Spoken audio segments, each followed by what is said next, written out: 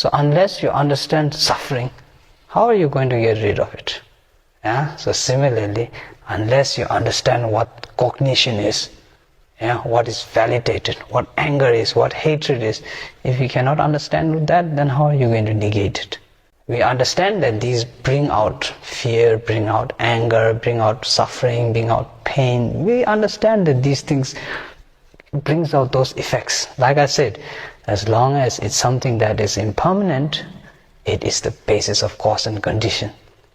And as long as it's the basis of cause and condition, what it does, it brings out results, whether it be positive, negative. Then the negative results we don't want. Very clear.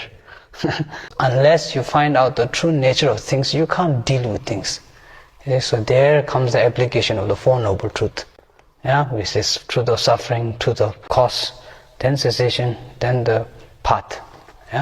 And we know that hatred, anger, sadness, these things don't bring out that.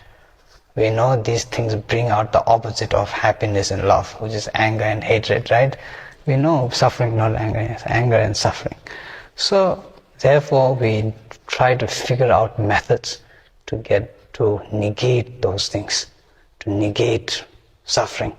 Now what is the use of this perspective is to find out the true nature of things. That's why mind is important in Buddhism. It's a straight link to suffering, because suffering is a product of unhappiness, and unhappiness is a product of the mind. Happiness, unhappiness is based on the mind.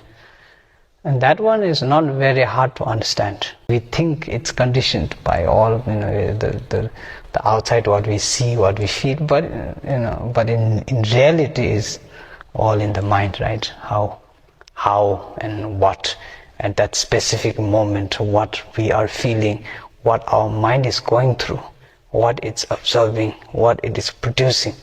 Then comes the result of happiness, sadness, all of these different kinds of emotions.